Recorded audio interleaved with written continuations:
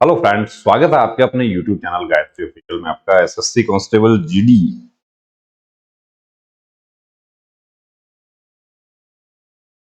2021।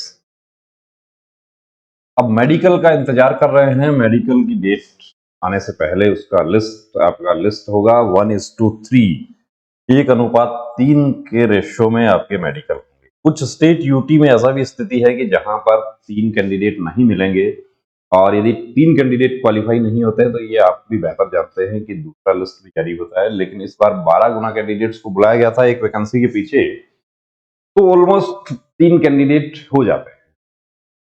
अब जहां 3 होता है, 3 से ज्यादा होता है, वहां पर 3 को मौका मिलेगा, और 3 से कम रहता है वहां पर यदि मिनिमम कट ऑफ से ज्यादा कैंडिडेट्स अभी बचे हुए हैं तो उनको भी मौका दिया जाएगा। लेकिन यदि मिनिमम कट ऑफ से ऊपर कैंडिडेट्स नहीं बचे हैं तो जितना बचा है उनका ही मेडिकल। अब कुछ कमेंट्स हमने यहाँ पर आपके लिए हैं जो कॉमन कमेंट्स है। मेरे हाथों में कभी कभी पसीना आ जाता है। देखिए, कभी कभी पसीना आ जाता है, उसकी वजह ये होती है कि घबराहट में आपका ब्लड प्रेशर, धड़कन, ये सब क्या होता है कि जनरली कभी कभी पसीना आना जो है वो हाइपर हाइड्रोसिस हो सकता है कि ना हो। लेकिन जब आप मेडिकल अफसर के सामने जा रहे हैं उस समय आपको पसीना, आपको रोज पसीना आ रहा है उससे कोई फर्क नहीं पड़ेगा। मेडिकल अफसर के सामने आपको पसीना आ गया तो वो हाइपर हाइड्रोसिस का आपका पॉइंट बन सकता है। तो उसके लिए आप किसी फिजिशियन से आप संपर्क करें, वो आपको बेहतर इसका ट्रीटमेंट बता सकते हैं। इन्फेक्शन का डार्क स्पॉट है, इन्फेक्शन का डार्क स्पॉट जो फंगल इन्फेक्शन होता है उसके डार्क स्पॉट कैंडिडेट्स को बहुत ज्यादा तादाद में रहते हैं, क्योंकि समय रहते उसका ट्रीटमेंट नहीं लिया जाता। अब फंगल इन्फेक्शन का ब्लैक स्पॉट है तो उसका कोई बड़ा इशू नहीं होता है, उसमें स्किन स्पेशलिस्ट के पास आपको रेफर किया जा सकता है। कि पॉइंट आपको बन सकता है, लेकिन स्किन स्पेशलिस्ट उसमें सेटिस्फाई हो जाएंगे किसी प्रकार का स्किन डिजीज नहीं है, ये नॉर्मल इन्फेक्शन हुआ था, उसका ब्लैक स्पॉट रह गया है तो फिट हो जाता है। हम बिहार से आना चाहते हैं, बिल्कुल आपका स्वागत है, आप आना चाहते हैं तो। सर, मैं महाराष्ट्र से हूं, मैं अगली वैकेंसी में एसएससी जीडी में ओबीसी से फॉर्म भरना है, क्या मुझे मराठा से हाइट और चेस्ट में छूट मिल सकता है? यदि आप मराठा कैटेगरी में हैं आप तो बिल्कुल छूट मिल सकता है आपको। एसएससी जीडी असम राइफल में टीओडी लागू होगा क्या? मेरा फर्स्ट ऑप्शन था असम राइफल में। अब ये जो टीओडी को आप असम राइफल से, बीएसएफ से, सीआरपीएफ से, या जितना भी सीएपीएफ है और असम राइफल, ये central armed police forces, Assam rifle भी उसी का हिस्सा है। असम राइफल में ऑफिसर जो है वही आर्मी से डेपुटेशन कैंडिडेट्स में डाउन रहता है। अब डाउन अप दोनों टेस्टिस, कोई प्रॉब्लम नहीं है उसमें। राइट भी डाउन हो सकता है, टेस्टिस में किसी प्रकार का स्वेलिंग आपको नहीं होना चाहिए, हाइड्रोसिल वेरिकोसिल जैसा ये प्रॉब्लम नहीं होना चाहिए। थोड़ा बहुत जो अप डाउन के जो आप बात करते हैं, ये टेस्टिस एक्चुअली बॉडी का टेम्परेचर मेंटेन करने के लिए, तो उसमें कोई प्रॉब्लम नहीं है। हाँ, यदि आपको कोई डाउट लगता है, हाइड्रोसिल वेरिकोसिल जैसा लगता है, उसमें कोई सिस्ट आपको नजर आता है, कोई गठान जैसा महसूस होता है, आपको नसों का गुच्छा उसमें महसूस होता है, तो आप किसी सर्जन से कंसल्ट करें, वो आपको बेहतर चेक करके बता सकते हैं। सर, मैं महाराष्ट्र से हूं, मैं ये हो गया है, डिस्कस कर चुके हैं इनको।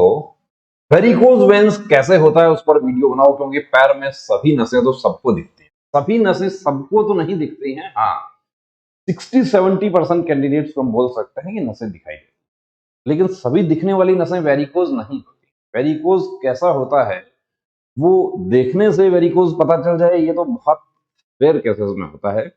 उसका डॉपलर जांच होगी, डॉपलर में यदि वेरिकोसिटी डिटेक्ट हो जाता है तो उसमें कोई प्रॉब्लम नहीं है कि अपन फिट हो जाए उसमें।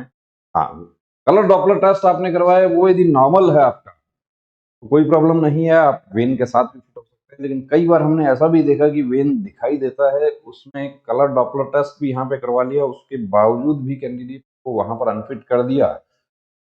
तो ये डिपेंड करता है मेडिकल अफसर कि उनके सेटिस्फेक्शन पे डिपेंड करता है। वेरिकोस वेन यदि है तो उसका सर्जरी भूल कर भी नहीं करवा लेना।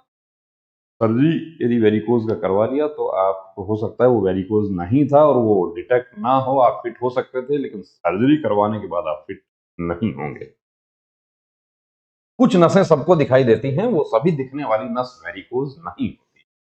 तो दोस्तों एसएससी जीडी के हमारे जितने भी कैंडिडेट्स हैं वो आश्वस्त हैं कि मैं मेरिट में आ जाऊंगा, मेरा बहुत अच्छा मार्क्स है। जैसा हम पीछे देख रहे थे कि मेरा 20 मार्क्स ज्यादा है, कुछ कैंडिडेट्स हैं जो 90 भी ले रहे हैं। पता नहीं अब वो कितना, वो हमारे पास रोज कैंडिडेट्स आते हैं, वो जो बताएंगे वही हमें मानना होगा। तो कुछ कैंडिडेट्स बताते हैं कि मुझे 90 मार्क्स है, मुझे 87 मार्क्स है, मुझे 91 भी है, 94 भी कैंडिडेट ने बताया है। और वो सही बताते हैं या गलत बताते हैं, ये तो उनके ऊपर डिपेंड करता है।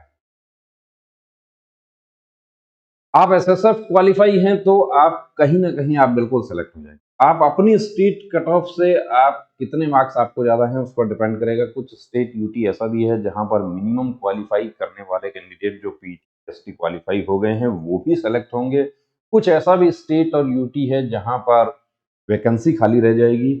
तो आप यदि आश्वस्त हैं तो आपको भी अपना चेकअप जरूर करवा के देखना चाहिए। कंप्लीट फ्री मेडिकल चेकअप की सुविधा हमारे सेंटर पर अवेलेबल है। उसके लिए आप नीचे डिस्क्रिप्शन में दिए गए नंबर पर आप संपर्क कर सकते हैं, जिसमें आपका X-ray, ECG, blood, urine, complete आपका checkup plus physiotherapist, general physician और ईएनटी स्पेशलिस्ट, आई स्पेशलिस्ट सबके द्वारा आपकी पूरी जांच जरूरत होता है। आपको एक्सरसाइज बताया जाता है। ट्रीटमेंट के लिए आप लोग कहते हैं, अब डीएनएस है तो उसका सर्जरी जो होगा उसके लिए हम आपको एडवाइस कर देते हैं कि सर्जरी की जरूरत है या नहीं है। आप स्पेशलिस्ट से एक बार क्रॉस चेक उसको कर सकते हैं। किसी को हेमोरॉइड का प्रॉब्लम है, अब हेमोरॉइड का प्रॉब्लम है तो 6 मंथ पुराना सर्जरी उसका फिट है, तो अभी 6 मंथ तो नहीं बचा है।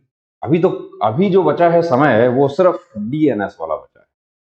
तो जल्द ही आपके लिस्ट जारी होने वाली है। बने रहिए चैनल के साथ, और यदि आपने सब्सक्राइब नहीं किया प्लीज सब्सक्राइब करें।